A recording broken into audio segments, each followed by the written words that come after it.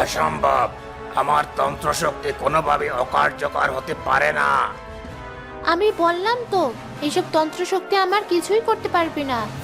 এখন যা এখান থেকে, আমি ঘুমাবো। আমাকে বিরক্ত করলে ভালো হবে না।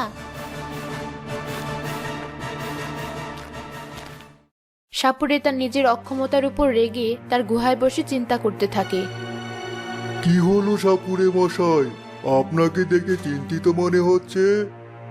তুই ঠিকই বলেছিলি, বিষকন্যারা খুবই শক্তিশালী হয়। আমি কোনোভাবে বিষকন্যাকে হারাতে পারলাম না। এখন কি করবেন? আমি নাগমণি না পেলে সেই নাগমণি বিষকন্যাকেও ব্যবহার করতে দেব না। আমার কাছে বিষকন্যাকে জব্দ করার খুব দারুণ পরিকল্পনা আছে।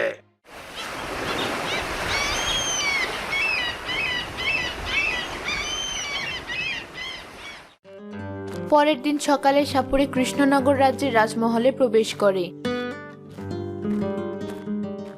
আমাদের রানী দীর্ঘজীবী হোক। কেমন আছেন রানী সাহেবা? আরে সাপুরে, এতদিন পর কি মনে করে রানীর সাথে দেখা করতে এলি? আমি তো সবসময় রানীর ভালোই চাই, এর জন্য আরেকটা ভালো খবর নিয়ে এসেছি। ঠিক আছে, বলো কি ভালো খবর নিয়ে এসেছো? এখান থেকে দূরে যে জঙ্গল আছে, সেই জঙ্গলে এক বিষকন্যা আছে। আর ওই বিষকন্যার কাছে পৃথিবীর সবচেয়ে মূল্যবান নাগমণি আছে। সত্যি বলছো? আমি এতদিন এ সম্পর্কে কিছুই জানতাম না। সেই নাগমণি দিয়ে রাজমুকুট বানালে আপনাকে দারুণ মানাবে। আপনার রাজমুকুটেই শুধু সবচেয়ে মূল্যবান রত্ন থাকা উচিত।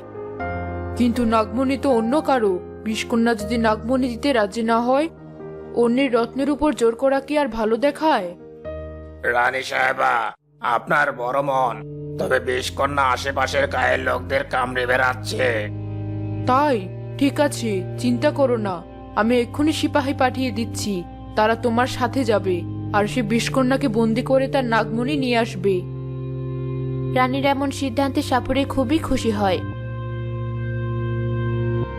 রানীকে খুব সহজে মানিয়ে নেওয়া গেছে। সিপাহীদের কাছ থেকে বিষকন্যা কোনোভাবেই পালাতে পারবে না।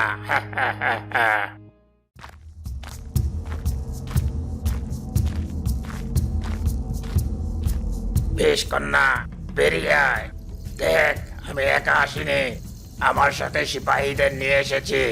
আর রানীর আদেশ আছে, তোকে তোর নাগমণি সহ বন্দি করে রানীর কাছে নিয়ে যেতে বলা হয়েছে।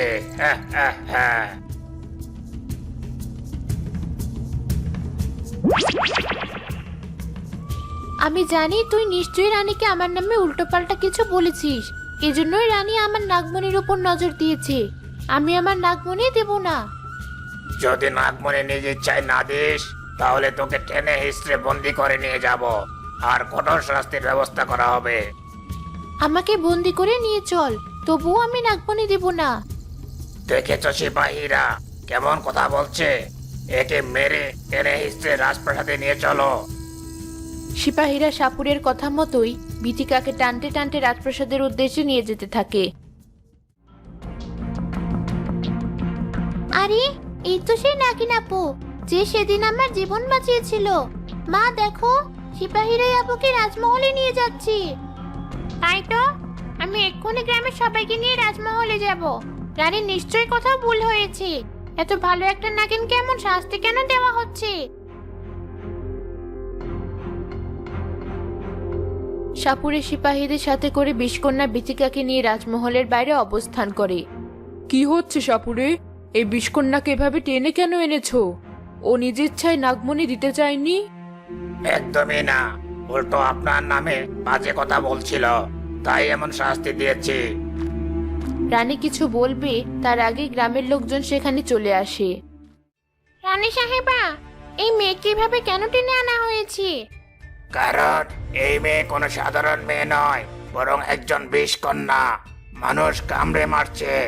বিষকন্যা হোক আর যেই হোক, এই বিষকন্যা কোনো খারাপ কাজ করতেই পারে না। সেদিনই নাগিন আমার মেয়ের জীবন বাঁচিয়েছে। হ্যাঁ রানী সাহেবা, আপনি কেনই নাগিন আপু কিভাবে শাস্তি দিচ্ছেন? সাপুরে, তুমি তো বললে বিষকন্যা লোক কামড়ে মারছে, কিন্তু আমার প্রজারা তো ভিন্ন কথা বলছে। এই বিষকন্যা, তুমি বলো কি হয়েছে? রানী সাহেবা, এই নাগমণি সাপুরের প্রয়োজন। নাগমণি ব্যবহার করে সাপুরে কালো জাদু করতে চায় আর সবচেয়ে বেশি শক্তিশালী হতে চায়। দুদিন আগে আমাকে বিয়ের প্রস্তাবও দিয়েছিল সে। তুমি কি বললে? আমি দিতে রাজি হইনি, তাই সে আপনাকে ব্যবহার করছি এই নাগমণি আমার থেকে ছিনিয়ে নেওয়ার জন্য। আমি তোমাকে বিশ্বাস করতাম সাপুরে, কিন্তু তুমি একটা নাগমণির জন্য এতটা নিচে নেমে যাবে আমি চিন্তাও করতে পারিনি। সিপাহী, এই সাপুরেকে এখনই বন্দি করো। সিপাহীরা সাপুরেকে সেখান থেকে কালো কুঠুরিতে বন্দি করে। আমাকে ক্ষমা করে দিও বিষকন্যা, আমি আসলে তোমার নাগমণির লোভে পড়ে আর সাপুরের কথায় এমন করেছি। আমি নাগমণির রাজমুকুট বানাতে চেয়েছিলাম। রানী সাহেবা, আমি আমার নাগমণি আপনাকে দিতে পারবো না। এই নাগমণিতে আমার প্রাণ রয়েছে। নাগমণি নিয়ে গেলে আমি মারা যাব। আপনি অন্য কোনো রত্ন ব্যবহার করুন। ঠিক আছে, আমি তোমার নাগমণি নেওয়ার আর চেষ্টা করব না।